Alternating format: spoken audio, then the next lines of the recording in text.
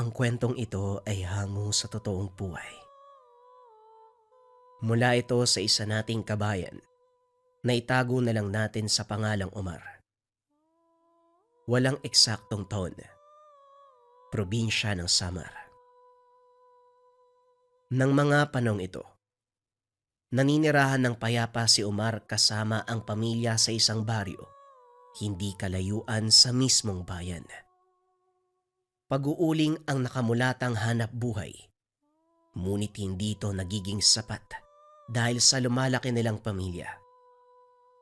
Kaya naman nang magkaedad, pinili ni Omar na iwan ang nakasanayang buhay upang maganap ng trabaho sa ibang bayan. Hindi naman ito nabigo. Nagawa niyang makapasok sa isang malaking bigasan sa kabilang bayan at kahit papano, naitatawid dito ang pangailangan ng mga kapatid na noon ay nag-aaral sa elementarya. Ngunit lingid sa kalaman ng binata na ang trabahong iyon ang siyang makakapagbunyag ng totoong katauhan ng kanyang pinagmulang angkan. Simpleng binata lang itong si Omar, walang luho sa katawan, at ang tanging layunin, makapagtapos ang mga kapatid sa pag-aaral, bagay na hindi nagawa noon dahil na rin sa kahirapan. Mabilis na napagkatiwalaan ng amo si Omar dahil sa katapatan at kasipagan sa trabaho. Maagang pumapasok at kung minsan gabi pa kung umuwi dahil pilit nitong tinatapos ang mga gawain. At dahil dito, hindi may iwasang may mga mainggit o pag-isipan siya ng masama. Isa na dito ang katrabahong si Cesar. Mas naunang makapasok sa kanya, kaya naman nagalit ito nang si Omar ang italaga bilang bagong tagapamahala ng bodega. Tignan mo yang si Omar. Kabago-bago, ginawa ng tagapamahala ni Amo. Samantalang ikaw ang tagal mo na dito, Cesar. Hanggang ngayon, tagahakot ka pa rin kagaya namin. Alam ko. Kaya nga suyang-suya ako sa taong yan. Pero tignan mo, makakagawa din ako ng paraan para mapalis yan dito. Huwag niya lang sasagarin ang pasensya ko. Kung ako sa'yo, bakit hindi na lang natin pagtulungan ng taong yan? May iba akong binabalak, Tansyong. Kaya huwag kang makialam. Siguradong matutuwa ang pamilya ko nito. Hindi ko alam kung anong ibig mong sabihin. Pero kung mawawala sa landas natin yang si Umar, mas makakabuti. Natigil ang pag-uusap ng dalawa dahil dumaan sa harapan nila si Omar. Bumalik sa pagtatrabaho ang mga ito upang hindi mapaghalataang may binabalak sila laban sa binata. Pagsapit ng gabi habang nag-aayos ng mga naiwang gamit, nilapitan ni Tansyong si Omar upang ayaing makipag-inuman. Dahil magaling makisama ang binata, hindi nito tinanggihan ang alok ng katrabaho. O sige, tatapusin ko lang to ha. Konti na lang naman yung itatala ko eh. Susunod agad ako. Wika ni Omar. Naunang lumabas ng bodega si Tansyong. Ilang minuto lang nakasunod na din si Omar. Masayang nagpunta sa grupo ni Cesar. Ngunit lingid sa kalaman ng binata, may masamang balak ang mga ito sa kanya. O nandito ka na pala, Omar eh. Maupo ka. Etong para sa'yo. Wika ni Cesar. Sabay abot sa binata ng basong may lamang alak. Uy, maraming salamat ha. Aba, mukhang malaki ang sinahod natin ngayon ah. Hindi naman. Sakto lang. Ugali na namin yan dito sa bodega. Tuwing Biyernes, nag-aambagan kami para mag-inuman. Minsan lang naman sa isang linggo. Ah, ganun ba? Sa susunod magsabi kayo para makapag-ambag ako kahit papano. Huwag mong alalahanin yun. Sagot na namin ang lahat. Basta makisali ka lang sa amin. At saka, minsan lang naman eh. O sige, walang problema. Ganito na lang, ako ang sasagot ng pulutan sa susunod na Biyernes. Yun oh, ikaw ang bahala ah. Oh, inom pa. Mahaba pa ang gabi. Wala naman tayong trabaho bukas, di ba? Nag-inuman ang grupo hanggang magsipagbagsakan ang ilan sa kanila. Tanging si Omar at Cesar na lang ang naiwan. Medyo nakakaramdam na ng kaunting hilo ang binata kaya nagpaalam na ito. Mauna na ako, Cesar. Medyo lasing na ako eh. Malayo pa ang uuwian ko. Ay, oo nga pala. Sa kabilang bayan ka pa umuwi. Sige pare, mag-iingat ka.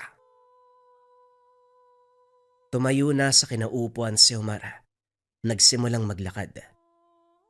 Sa kalagitnaan ng daan, bigla itong nakaramdam na tila may kung sinong nakasunod sa kanya. Hindi pa ganon kalasing ang binata, kaya malakas ang pakiramdam nito. Lalo pa at tahimik at walang ingay na maririnig. Marahang nagpatuloy sa paglalakad ang binata, pinakikiramdaman ng paligid, hanggang sa mapagtanto na tama ang hinala. May mga nakasunod nga sa kanya. Dali-dali itong tumakbo at laking gulat ni Omar nang bigla siyang habulin ng kung anong mga nilalang. Hindi makita ng binata ang itsura dahil napakadilim. Tanging anino at maitim na figura lang ang naaaninag nito. Patuloy sa pagtakbo si Omar hanggang sa makarating ito sa bahagi ng bayan kung saan wala na gaanong bahay. Huminto si Omar. Pinakiramdaman kung nakasunod pa sa kanya ang mga humahabol. Biglang tumahimik ang paligid. Wala nang mga kaluskos at ingay ng mga nilalang na humahabol sa kanya.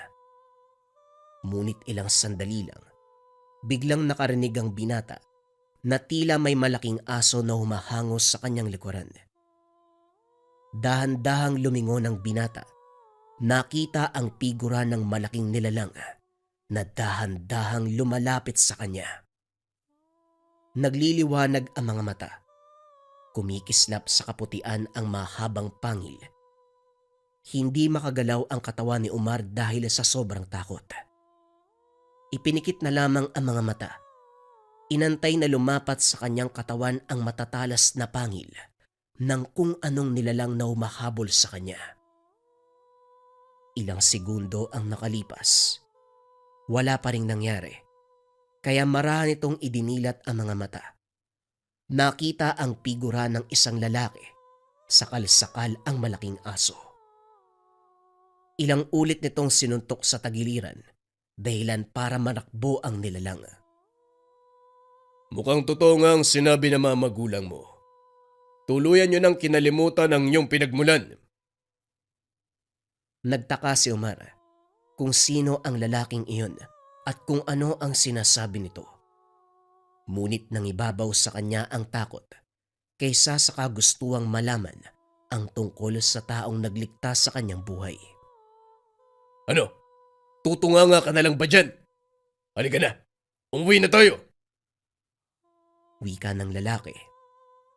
Sa kasamaang palad, hindi pa rin may kilos ni Omar ang mga paa.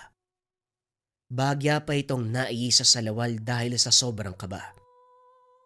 Tinapik ng lalaki sa balikat dahil doon nagawang makakilos. Sino ka? Anong ginawa mo doon sa malaking aso? Mamaya ka na magtanong.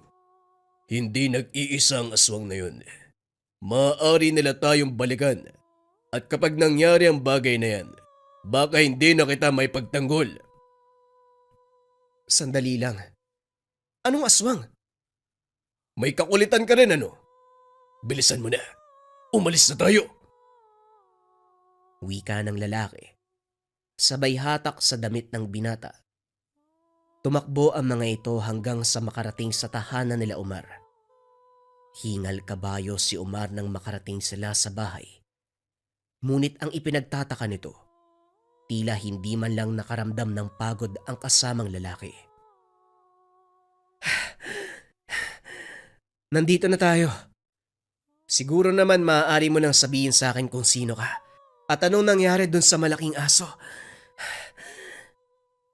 Ngunit bago pa man makasagot ang lalaki, lumabas ng tahanan ang ama ng binata. Omar ba? Ginabi ka yata ngayon. At sino? Lindon, ikaw ba yan? Ako nga po, Manong Karyon. Kumusta kayo? Matagal na panahon tayong hindi nagkita.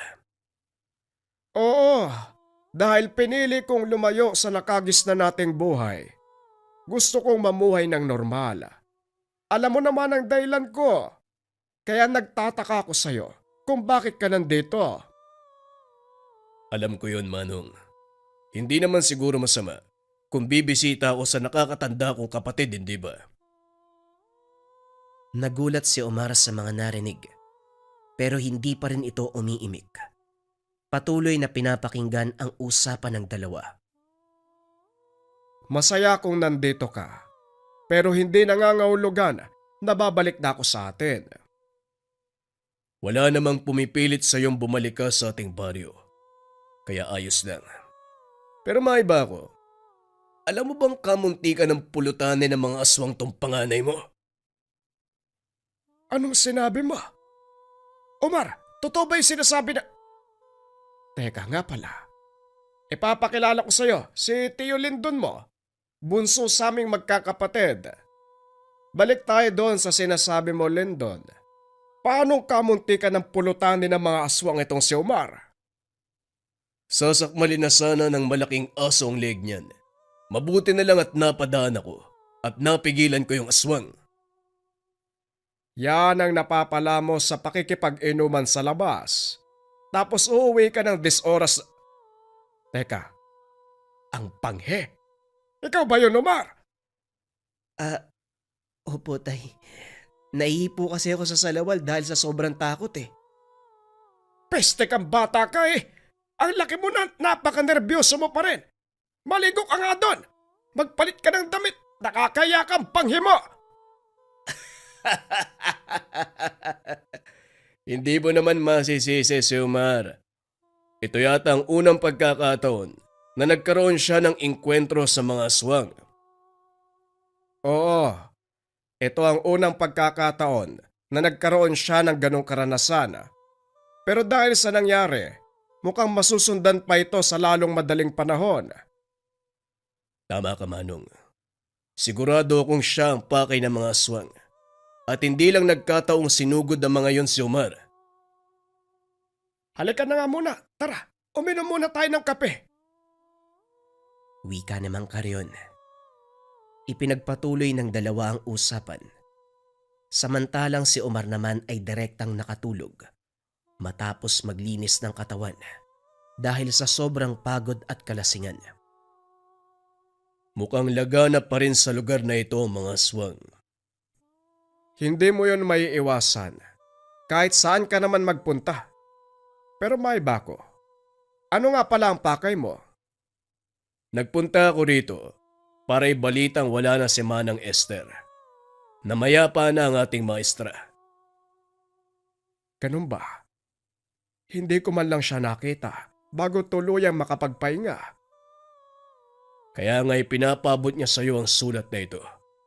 Ikaw na ang bahalang magbasa para malaman mo kung anong gustong sabihin ni Nanang Esther. Binuksan ni Mang Karyon ang nakatuping papel at binasa. Ang mga sumusunod ay mensahe ni Manang Esther.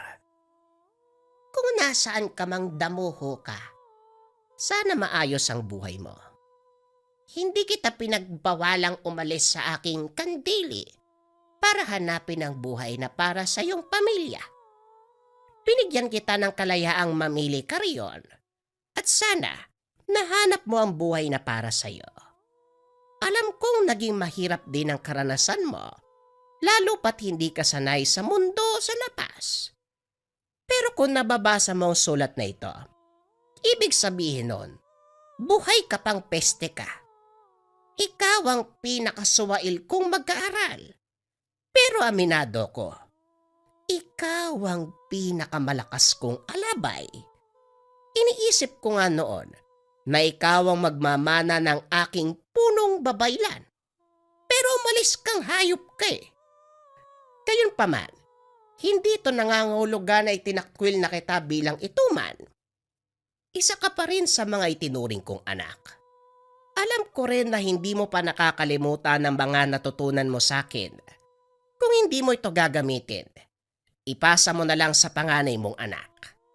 Ito lang ang gusto ko iparating sa'yo. Huwag mo hayaang maputol sa mangmang na katulad mo ang linya ng mga ituan. Matapos basahin ni Mang Karyon ang sulat, napakamot na lang ito ng ulo. Hindi niya akalain na patuloy pa rin siyang inuudyukan ng matanda para ipasa ang mga kaalaman kay Omar. Alam mo ang gustong mangyari ni Nanang Esther. Isa sa mga dahilan niya kung bakit tayo tinanggap bilang mag-aral ay para magpatuloy ng kanyang sinimulan. Hindi nagkaroon ng pagkakataon ng matandang yon na magkanak. Kaya tayo ang pilit niyang tinuruan. Nauunawaan ko naman, Lindon. Pero gaya ng sinabi ko, hindi ka na gustong tahakin pa ng mga anak ko ang landas ng pagiging babaylan. Pero alam mo rin na hindi yun mawawala sa dugo natin, hindi ba? Hindi mo masasabi kung nanaisin ba ng mga anak mo na sundan ang yapak mo o hindi. Pag-uusap ng magkakapatid. Kinabukasan nagising si Omar upang magsibak ng kahoy. Walang pasok ang binata dahil nagsasara tuwing Sabado at Linggo ang pinagtatrabahuang tindahan. Ngunit habang papunta sa likod ng bahay, narinig nito may kung sinong humahataw ng palakol. Nagulat ang binata nang makitang si Lindon ang nagsisibak. Oh, gising ka na pala. Umalis ang tatay mo eh. Mukhang papunta sa pinag-ulingan niya. Lagi namang ganun yun, lalo na pag Sabado. Kasi kinabukasan, araw ng merkado sa bayan. Magbababa siya ng mga uling. Talagang pinili niyang maging kuba sa trabaho kaysa mabuhay ng walang inaalala sa kabundukan. Hindi ko nga alam kung anong pumasok sa isip ng kapatid ko. Nagtaka si Omar sa mga sinasabi nito. Dahil ni minsan, walang nabanggit sa kanya ang ama na naninirahan nito sa kabundukan. Hindi ko alam na naninirahan pala si tatay sa bundok. Hindi ba niya nasabi sa'yo? Ay nako, mukhang mapapasubo ko nito ah. Ano pong ibig niyong sabihin? Sige na nga, sasabihin ko na maupo ka. Ipapaliwanag ko ang dating buhay ng iyong ama. Babalik tayo sa panahon na nasa 20 taon pa lang si Mang Karyon. 5 taon pa lang si Lindon. Maagang naulila sa mga magulang dahil sa isang sakuna. Natagpuan sila ng matandang si Nanang Esther sa lansangan at nang malaman ang kalagayan, hindi nagdalawang isip ang matanda na kupkupin sila. Kagad na nalaman ni Karyon na babayla ng matanda. Dumadayo ito sa mga baryo at bayan upang mag-alok ng serbisyo, gaya ng panggagamot, pagbasbas ng bahay at pagkausap sa mga yumao. Isinama sila ng matanda para matutunan ang pamamaraan na ginagamit ni Nanang Esther. Hanggang sa nagkaroon ng interes si Karyon, tinuruan ito ng matanda at kalaunan, naging mahusay, hindi lang sa larangan ng espiritual, kundi maging sa pisikal na pakikipaglaban. Karyon, kaya ako'y tinuro sa iyo ang lahat ng nalalaman ko. Dahil sa bandang huli, gusto kong ikaw ang magmana ng lahat. Pero may sarili kang pagpapasya, kaya hindi kita pipilitin. Walang masama sa magiging desisyon mo, hanggat makakabuti para sa iyo at sa mga taong nakapaligid.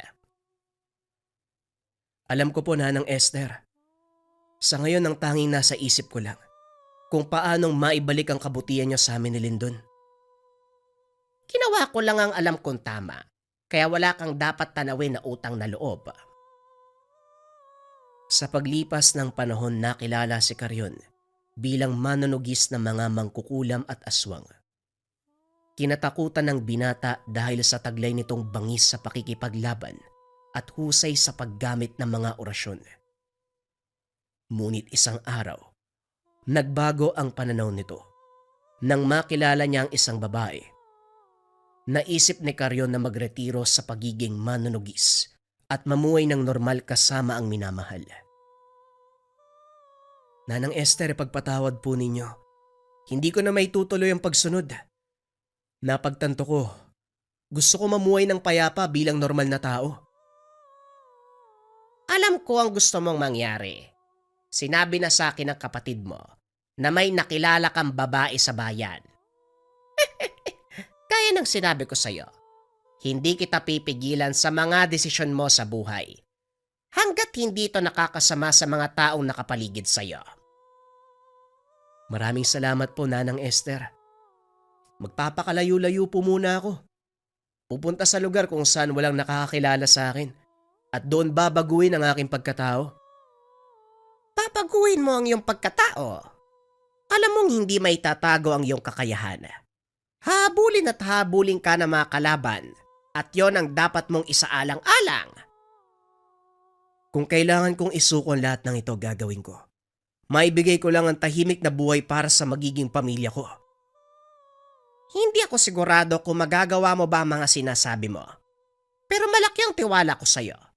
Tandaan mo lang, sa oras na umalis ka sa kandili ko, kalimutan mo nang naging guru mo ko.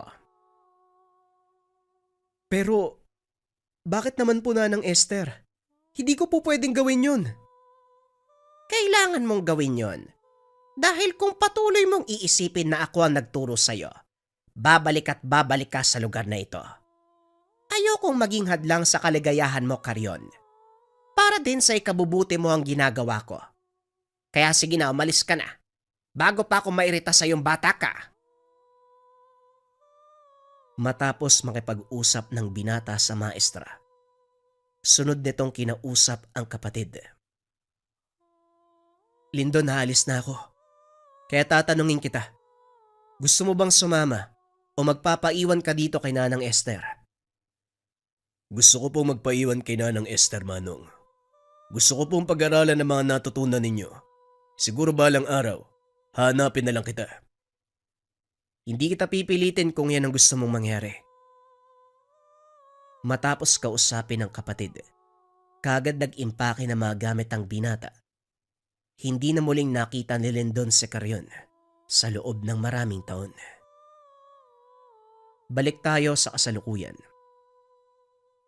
Kung ganun, ngayon lang uli kayo nagkita ni tatay. Sabihin na natin ganun. Pero minsan na kaming nagkita sa kabilang bayan. Kaya nalaman ko kung saan siya nakatira. Parang hindi ko naman nakikita ang mga sinasabi niyo kay tatay. Madalas pa nga siyang magkasakit eh. Maniwala ka sa akin, Omar. Malakas ang tatay mo at totoo ang lahat ng kwento ko sa'yo. Maliban na lang kung Hindi na naituloy ni Lindon ang sasabihin dahil biglang dumating si Mang Carrion. O mabuti naman at nagising ka na. Anong pinag-uusapan niyong magtsuhin? Parang seryoso ah. wala naman, Manong. Nagtatanong lang si Omar kung anong ginagawa ko. Ganun ba? O siya, linisin mo ang mga niluto ko. May dala akong kabote na makapag-agaan na tayo. Sige po, Manong. Ako nang bahala sa mga yan. Pagkaalis ni Omar, kinausap ni Mang Carrion ang kapatid. Sabihin mo sa akin ang totoo. Anong sinabi mo kay Omar? Ipinagtapat ko ang totoo mong kakayahan. Kailangan malaman ng anak mo ang tungkol sa'yo. Hindi pwedeng habang buhay mong itago sa kanya. Hindi naman sa ganon. Dahil ginusto ko mabuhay ng payapa. Itinago ko na lang ang tungkol doon. Maging sa ina ng mga anak ko. Pero sa palagay ko, oras na para malaman ng panganay mo ang totoo. Lalo pat may tangka sa buhay niya. Pag-uusap ng magkapatid. Naputol na lang ng tawagin nila si Omar upang kumain.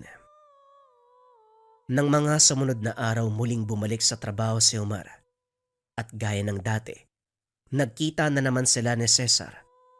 Ngunit laking pagtataka ng binata dahil may mga galos ito sa braso, pati na rin sa bandang bewang, paakyat sa dibdib. Nilapitan ito ni Omar para tanungin kung ano ang nangyari. Kaso nga lang nagalit si Cesar.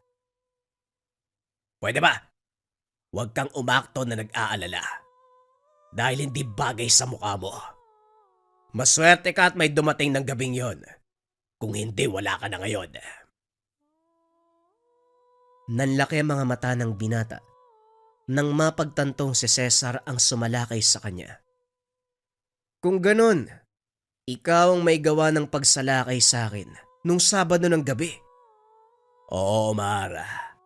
At tandaan mo, hindi pa ako tapos. Lalo na doon sa taong tumulong sa'yo.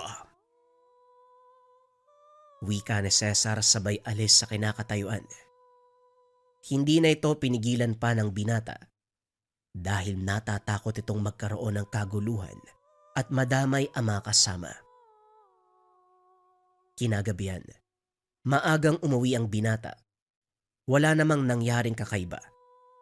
Ngunit nang dumating ito sa tahanan at habang nagpapahinga, nakarinig ng mga kaluskos mula sa labas. Dali-daling tumayo si Lindon dahil alam nito kung ano ang may likha ng ingay na yon. Dito lang kayo. Mukhang nasundan ka ng mga kaibigan mo, Omar. Napatayo si Mang Carrion at sumunod kay Lindon. Naaamoy ko ang lansa ng mga walang hiya. Malapit lang sila dito, Lindon. Hindi pa rin nawawala ang talas ng pag-amoy mo. Oo, malapit lang sila. Ni minsan, hindi ko naman kinalimutan ng mga natutunan ko. Kaya maganda ka na. Aray, ang sakit na balakag ko ah. Nako, bunga ng katandaan yan. Ang mabuti pa maiwan ka na lang dito. Ako na makikipaglaban sa kanila. Hindi. Kaya ko to. Medyo kinakalawang lang ang mga kaso-kasuan dahil matagal nang hindi nakikipaglaban. Pero sa oras na uminit ang katawan ko, makikita mo kung paano kong paparusahan ang mga aswang na yan. Tignan natin, Manong. Halika na. Mukhang naroon na sila. Wika ni Lindon, sabay turo sa likod ng bahay. Dali-daling tumakbo ang dalawa papunta sa likod at para masaksiyan ni Omar ang mangyayari, palihim siyang sumunod. Naghanap ng ligtas na lugar upang hindi mapansin ang mga kalaban at ng dalawang nakakatanda. Nakatayo ang dalawa, nakatingin sa magkabilang direksyon, habang pinakikiramdaman ng paligid. Ilang sandali lang, naglabasan mula sa madilim na gubat ang tatlong malalaking aso. Nandito na sila, Manong. Handa ka na ba? Oo naman. Halika na. Wika ni Mang Carrion, sabay bunot ng itak na nakasugbit sa tagiliran. Sinugod nito ang isa sa mga kalaban at nagulat si Omar nang makita ang malakidlat na galaw ng ama. Maging ang mga aswang hindi ito masundan ng tingin. Nagawang pabagsakin ang isa sa mga kalaban nang walang kahirap-hirap. Dalawa pa ang natira. Kanya-kanyang salakay ang dalawa. Dito nakita ni Omar ang bangis ni Lindon sa pakikipaglaban. Gayon din sa ama, na sa kabila ng edad ay tila hindi nawala ang nakatagong abilidad. Parang gusto ko pang patagalin ang laban ah. Lindon, ano sa tingin mo? Gusto ko din silang paglaruan. Wala naman siguro masama kung gagawin natin yun. Sa palagay ko, hindi tayo pagpapawisan. Kaya patagalin pa natin ang kaunti. Itinusok ni Mang Carrion ang hawak na itak sa lupa. Sinugod ang kalaban gamit ang kamao. Lalong namangha si Omar nang makita ang ginawa ng ama. Bawat suntok na tumatama sa katawan ng kalaban ay parang kulog. Nagiiwan ito ng matinding pinsala. Halos magkandalasog-lasog ang katawan ng mga aswang hanggang sa magbalik ang mga ito sa anyong tao. Dito na muling dinampot ng matanda ang kanyang itak. Hinawakan ang isa sa buhok. Akmang gigilitan nang bigla itong pinigilan ni Omar. Sandali lang. Si Cesar ang isang yan eh. Walang yakang aswang ka. Kilala mo ang isang to? Opo, tay. Siya po yung kasamaan ko sa trabaho. Mukhang malaki ang galit sa'yo ng isang to. Pasensya na, pero hindi ko siya maaaring buhayin, Omar. Walang problema, tay. Gawin nyo kung anong nararapat.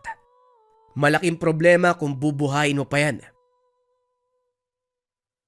Matapos itong sabihin ni Omar, biglang ginilitan ni Mang Carrion sa leeg si Cesar. Ganon din ang ginawa ni Lindon sa isa pa nitong kasama.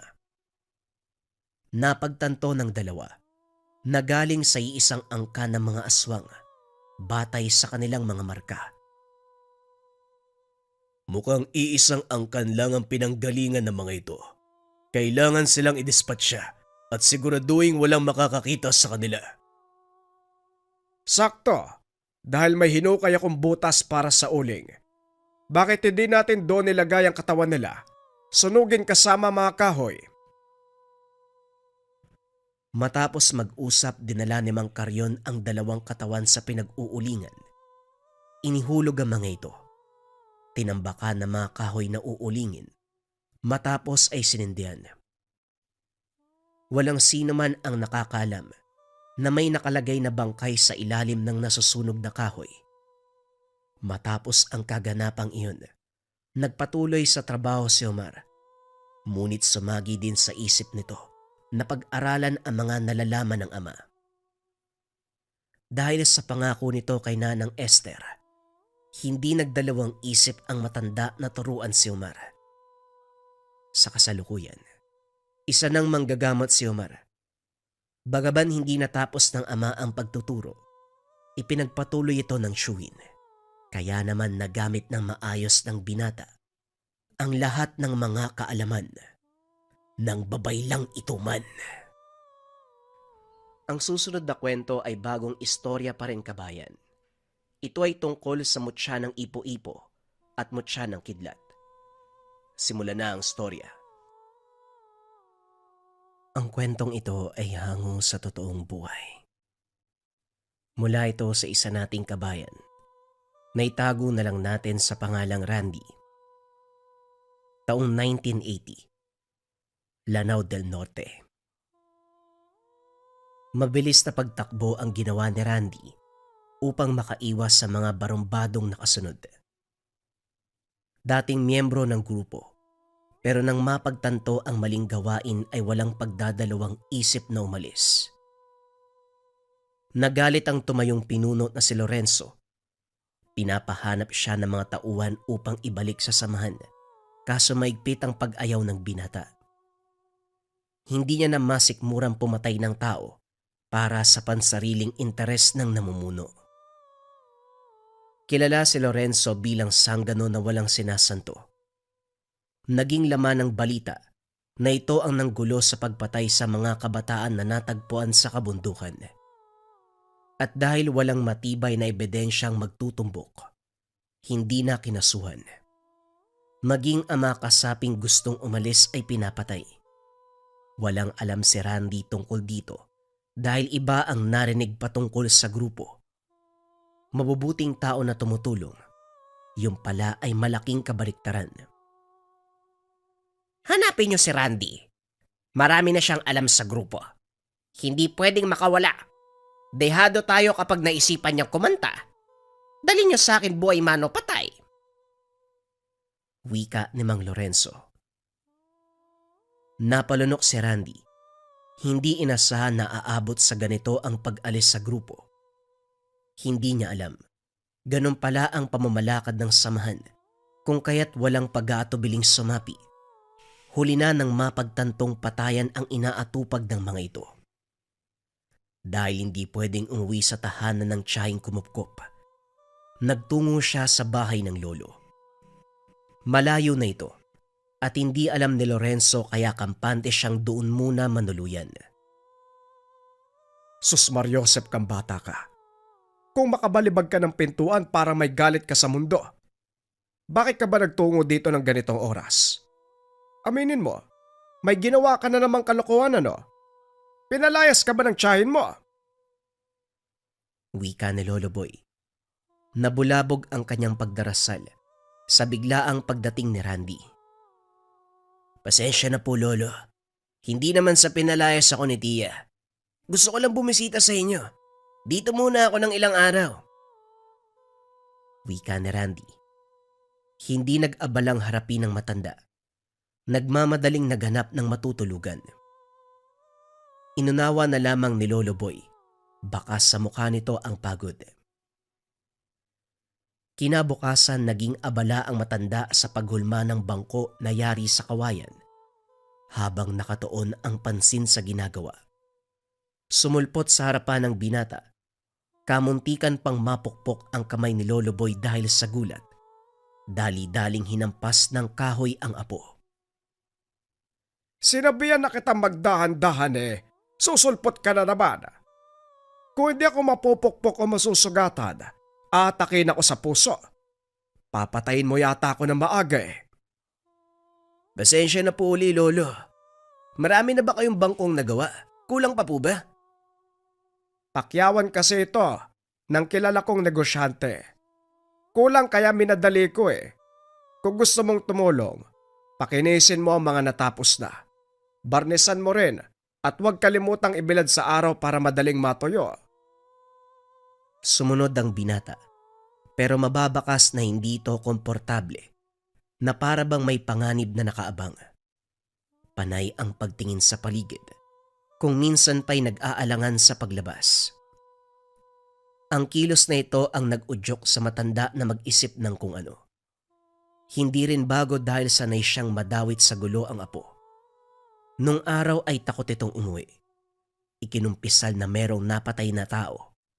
Bagaman hindi sinasadya, sinisisi ang sarili. Alam din ni Lolo Boy na miyembro ng isang grupo ang binata. Hindi siya nang himasok kahit na gustong sitahin. Ang nais niya ay ito mismo ang makatuklas, na maling pagpapasya ang pinasok. Nang sabihin nito kagabi na umalis na sa samahan, nakahinga ng maluwag. Kaso nga lang bumabagabag pa rin dahil sa kilos ni Randy. Napabuntong hininga na lamang bago'y balik ang pansin sa paghulma ng bangko. Dakong hapon ng ibang gawain naman ang atupagi ni Lolo Boy. Inilapag sa altar ang libreta ng dasal at ang mutya na matagal nang iniingatan. Mutya ng ipo-ipo. Maliit lamang na bato, pero nagtataglay ng bisang kayang dumurog ng anumang kalaban, mapatao o elemento. Kaya rin itong isalba ang buhay ng tao sa bingit ng kamatayan. Sa kalagitnaan ng pagdarasal sa gamit, biglang nagbigay ng senyales. Uminit ito. Sinundan ng tingin ng direksyon na itinuro at napansin ang kakaibang oras sa labas. Sa kabilang banda, 3 katao ang nakatago sa kakahuyan. Panay ang silip ng mga ito sa tahanan. Walang ibang pumasok sa isip ni Lolo Boy kung hindi ang apo na ngayon hindi man lang makasilip sa bintana. Kahit kailan, hinahabol ka pa rin ng gulo, iho. O siya, magtago ka na lang dyan. Ako nang haharap sa mga yan. Wika ng matanda sa apo na sumisiksik sa likod ng patong-patong na bangko. Kalmadong naglakad si Lolo Boy. Lumabas ang mga kalalakian nang tumapat ang matanda sa pinagtataguan ng mga ito. Hoy tanda, may hinahanap kami na nagngangalang Randy. May nakapagturo kasi sa amin na nandito siya nagpunta. Kung nandito man siya, ilabas mo na para hindi ka madamay sa gulo.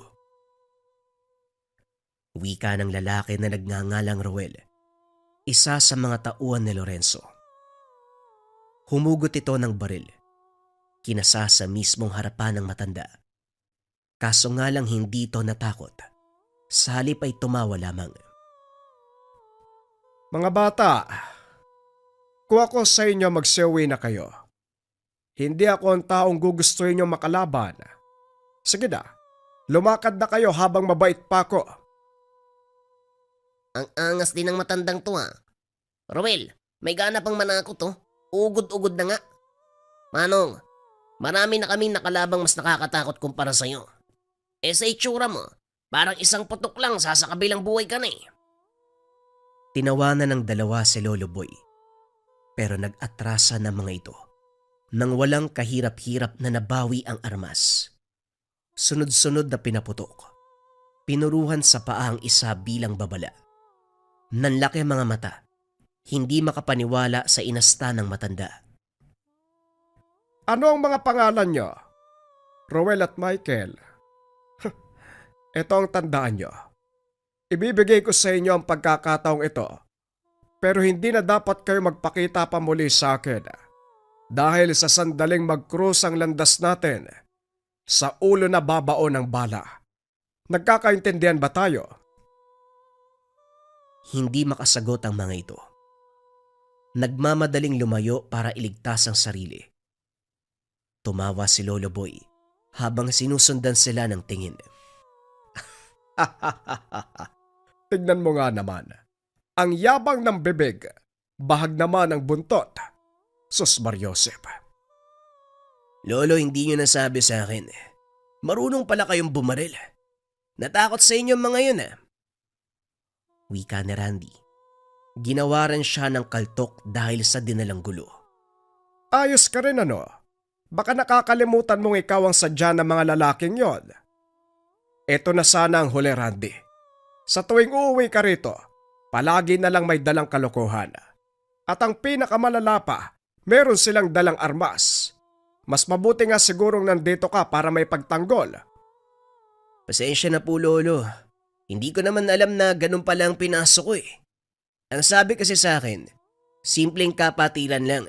Yung pala patayan ng inaatupag. Binalaan nyo naman siguro mga yun, di ba? Matatakutin sila Michael at Ruel. Sigurado ako magtatanda sila at hindi na babalik dito. Paano kaya nila ako natuntun? Malayo na to sa lugar namin Dapat lang hindi na sila bumalik. Kapag nagkataon at hindi ako nakapagpigil, siguradong mamamatay ang mga yan. Total wala ka namang ginagawa, may naisip ako para sa'yo. Magsanay ka para matuto kang lumaban. Hindi alam ng binata kung ano ang ibig sabihin ni Lolo Boy. Tahimik siyang sumunod, patungo sa likod ng tahanan. Meron doong humiwalay na bahay kung saan gulat ang bumungad sa kanya. Puno ito ng iba't ibang patalim. Meron ding baril. Naalala mo ang kwento ko kung saan may nabanggit akong pinagkakabalahan noong araw. Ito yon. Sa dami ng patalim parang tindahan na to, Lolo.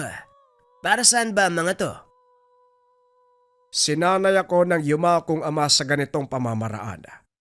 Ang matutong lumaban sa karahasan at pang-aapi ng kahit na sino, mapatao man o mga elementong nabubuhay para manggulo sa atin. Kunot noong tumingin ng binata kay Lolo Boy. Gulong-gulo kung ano ang gustong ipagawa sa kanya. Diretsuhin niyo nga po ako, Lolo. Bakit tayo nandito? Bakit mo sinasabi sa akin ang mga bagay na yan? Ngumiti ang matanda. Dumampot ng patalim at walang ano-anong hinagis sa binata. Alisto naman ito. Nagawang makaiwas. Total hinahabol ka ng gulo.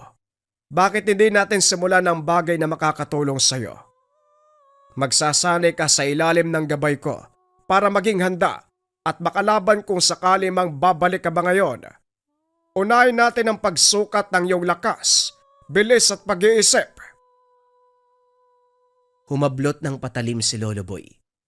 Walang pasabing sinugod ang apo. Umabot sila sa labas at doon nagbuno. Sinadya ng matanda na ibuhos ang lakas para malaman kung hanggang saan ang kakayahan ng binata. Natuwa siya nang mapansin na sa kabila ng patayan ng katawan, meron pang kalakasan. Mabilis ding nakailag sa mga atake, kaso nga lang hindi maalis ang takot. Kung minsan pa'y nagdadalawang isip kung ano ang igaganting kilos. Nang tumilapon ito, pansamantalang itinigil. May pagkapulido na mga buto mo, kaso ang galaw at isipan ay hindi nagkakaisa. Subukan mong sabayan ng mabilis ang desisyon ng bawat kilos. Bumangon ka dyan, uulit tayo. Teka, sandali lang lolo. Hindi mo naman sinabing mahusay ka pala makipaglaban. Wala ka sigurong ibang maisip na gawain kaya dinadamay mo ako dito. Ayoko na, nakakatakot ka. Parang papatayin mo ako eh. Sa grupo nyo, ikaw siguro ang pinakamahina. Hindi mo kayang magyabang. Hindi mo rin kayang tumagal sa laban. Tumayo ka dyan. Magsisimula pala tayo eh. Muling sumugod ang matanda. Si Randy naman sa kabilang banda. Natataranta habang umiiwas. Nanlaki ang mga mata habang sinusulyapan ang mga nawasak na bagay dulot ng patalim na hawak ni Lolo Boy. Sa isipan nito, tototohanin ang pag-atake sa kanya. Kung lakas ang pag-uusapan, aminadong walang laban, kaya naman nagharap ng paraan para makatakas. Nang masulyapan ng bukas sa bintana at makahanap ng pagkakataon, walang pagdadalawang isip na lumusot. Nagulat si Lolo Boy sa ginawa niya. Tumawa ito ng malakas. Mahusay. Pero tandaan mo, hindi kailanman sagot ang pagtakas, lalo na kung hinahabol ka ng kaguluhan. Matutong humarap nang sa gayoy matapos ang problema at masolusyonan. Ay naku Lolo Boy, hindi ko alam kung anong gusto mo sa buhay mo. Pero bahala ka na dyan. Pinapakaba niyo ako eh. Tumawa ng tumawa ang matanda sa inasal ng apo. Sa katunayan, matagal niya nang gustong gawin ang bagay na ito. Nag-aantay lamang ng tamang pagkakataon.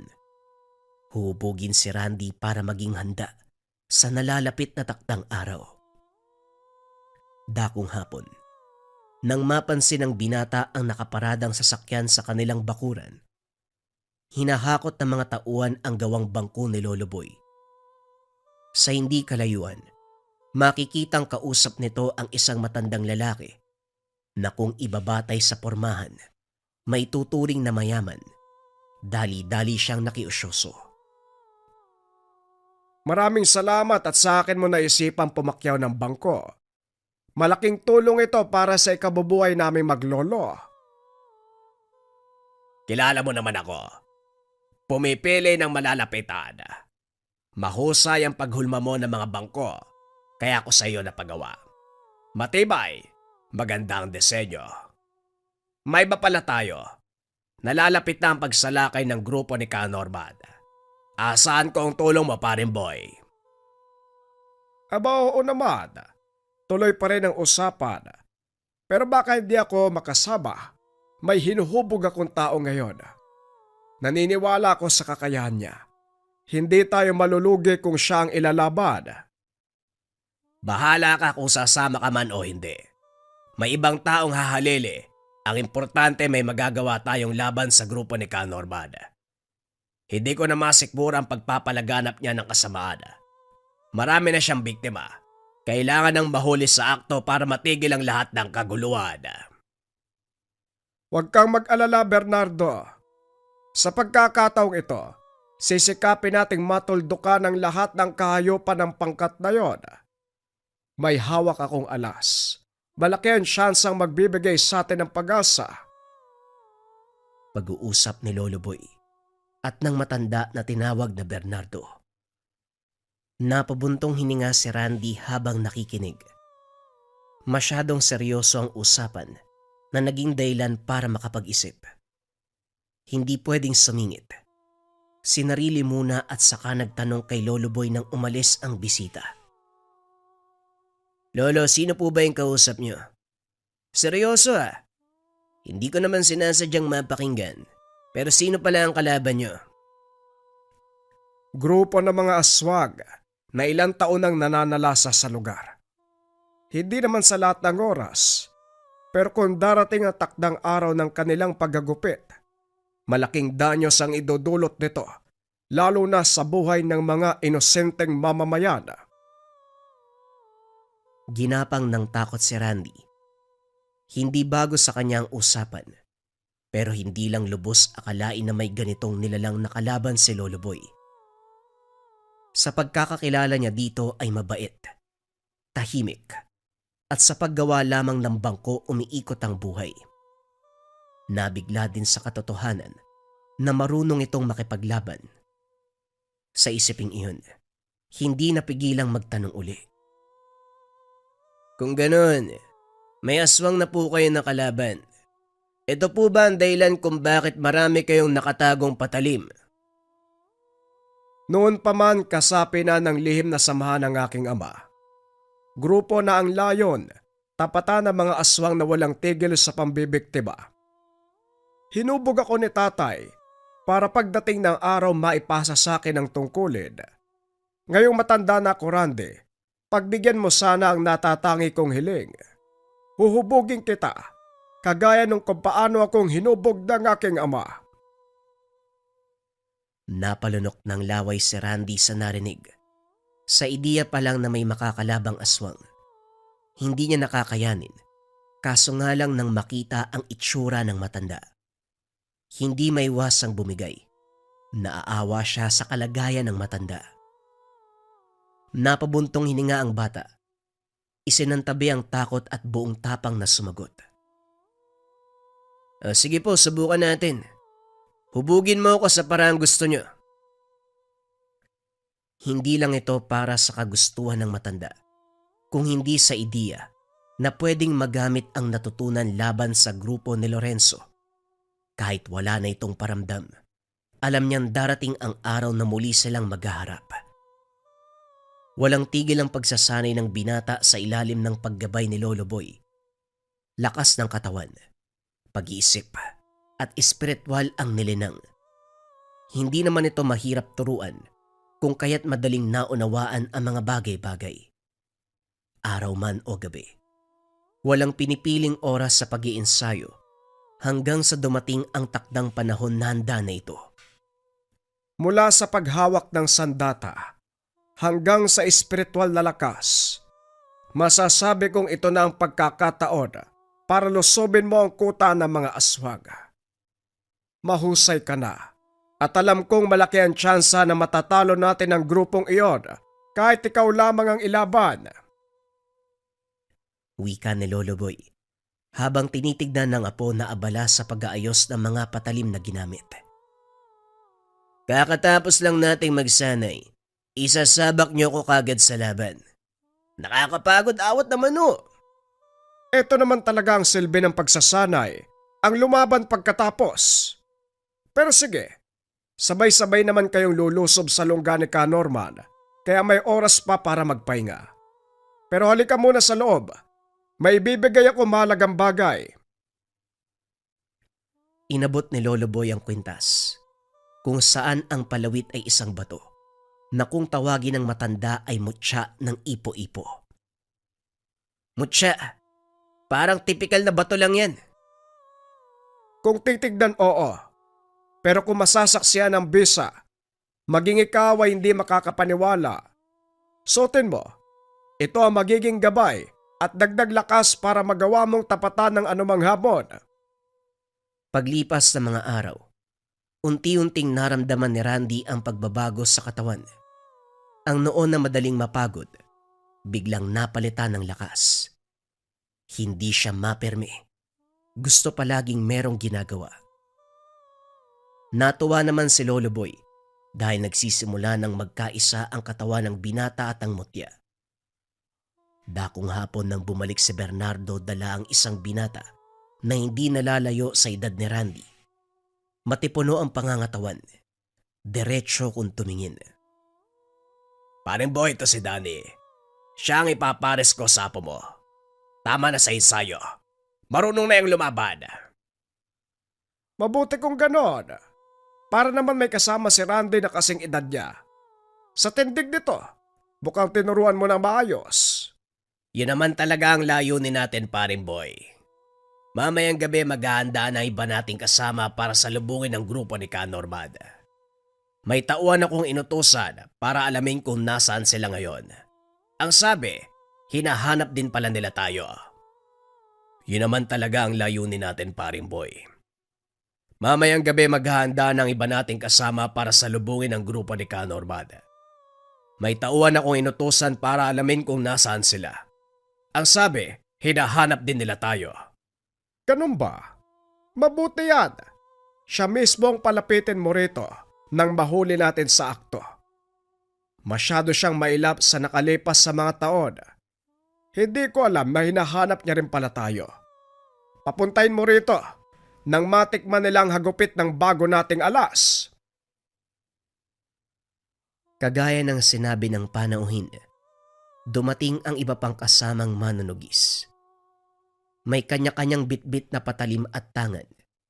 Iba't ibang mutya at medalyon na layong protektahan sila sa nalalapit na sagupan.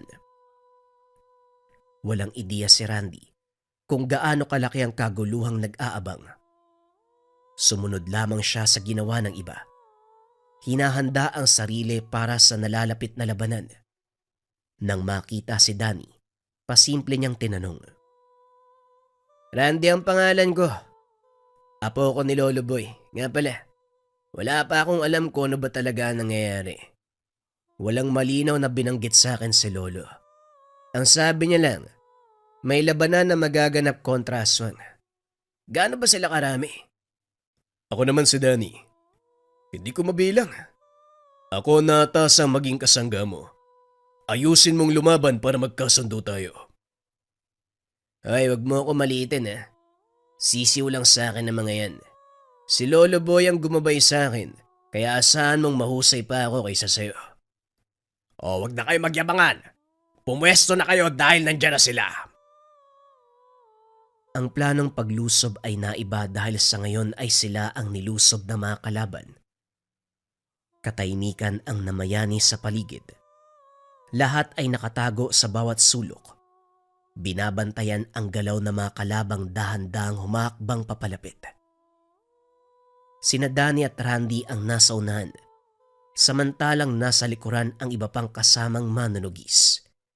Sina Lolo Boy at Bernardo, nasa loob ng tahanan, nakaalerto ang mga ito.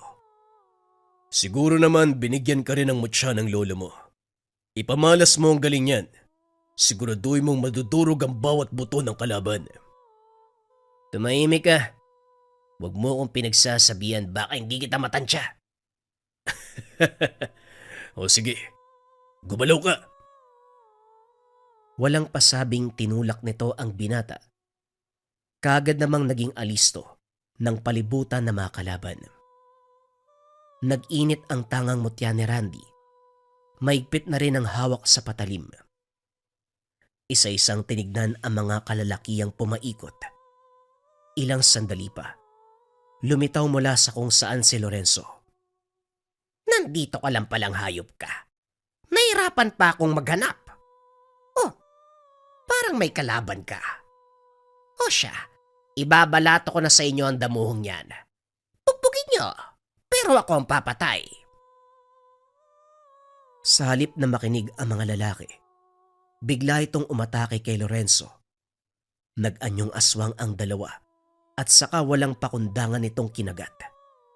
Ilang sandali lang ang tinagal. Bumulagta ito sa lupa.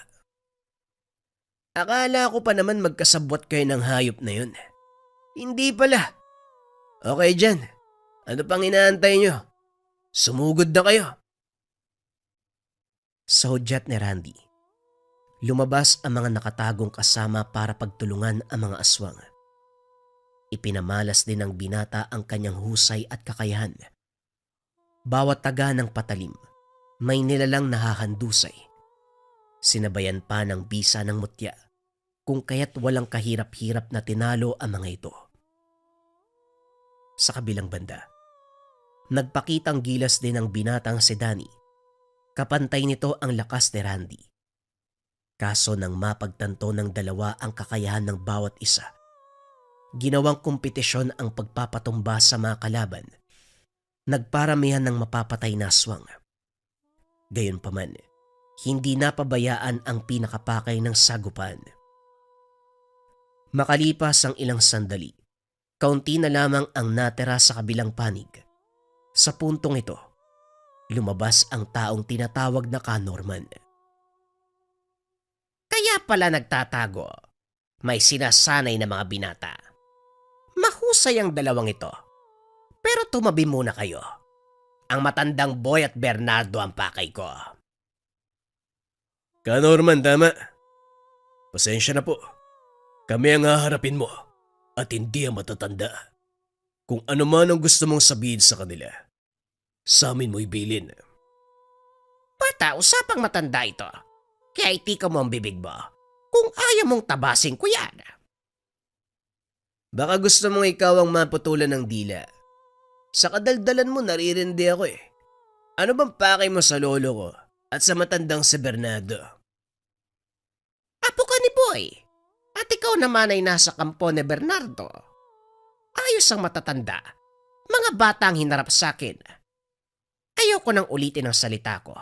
Iharap niyo sa akin ang dalawang matanda. Huwag ka nang umasa. Kami ang harapin mo. Hindi natansya ni Ka Norman ang kakulitan ng dalawa. Kaya naman inutusan ang natirang aswang na sumugod. Walang inatrasa ng mga binata. Pinaglaruan lamang ang kalaban. Isa-isang binalibag matapos gilitan ng leeg. Tumagal ng ilang sandali ang mga ito. Bumulagtang wala ng buhay. Ano? Wala ka na bang ilalaban sa amin? Nagdala ka ng mga tauhan pero wala namang silbi.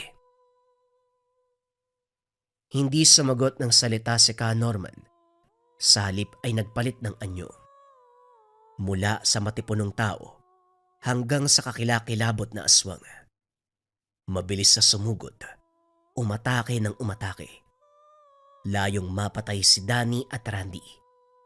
Gayunpaman wala pa ring binatbat sa pinagsamang puwersa ng dalawa.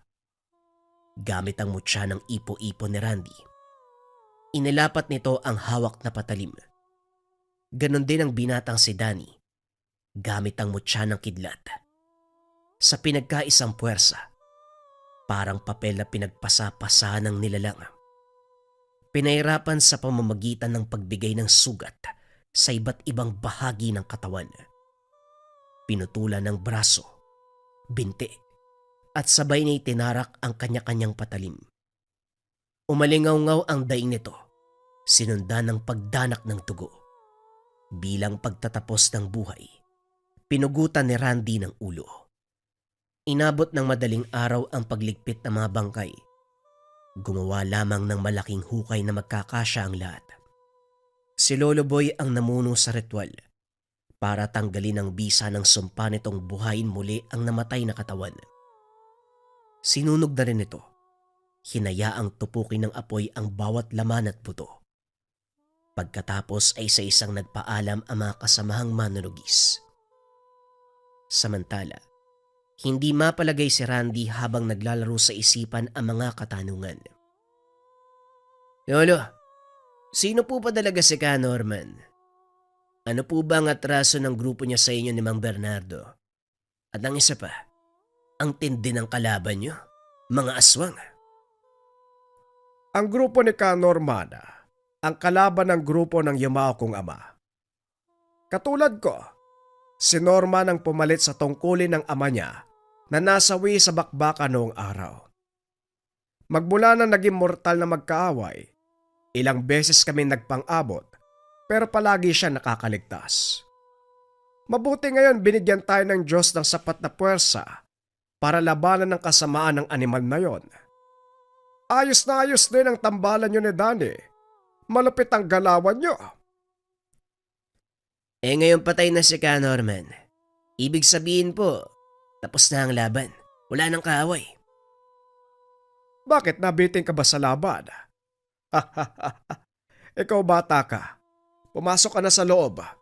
Sisikat na ang araw. Hindi pa tayo nakakatulog. Magpahinga ka na. Matapos ang kaganapan, doon din nagwakas ang alitan sa grupo ni Ka Norman at Lolo Boy. Hindi na nasundan dahil naubos sa mga ito. Sa kabilang banda, ipinagpatuloy ng maglolo ang pagsasanay para mas lalo pang mapaglinang ang kakayahan ni Randy. Naging kampante na rin dahil wala nang pagpaparamdam ang mga tauhan ni Lorenzo matapos madamay sa sagupaan laban sa mga aswang. Sa paglipas ng panahon, naturingan na isa sa pinakamalakas na nagtatangan ng mutya si Randy, na ang tanging layunin lamang, tumulong sa mga nangangailangan. Walang pagdadalawang isip na patayin ang mga masasamang elemento at nilalang.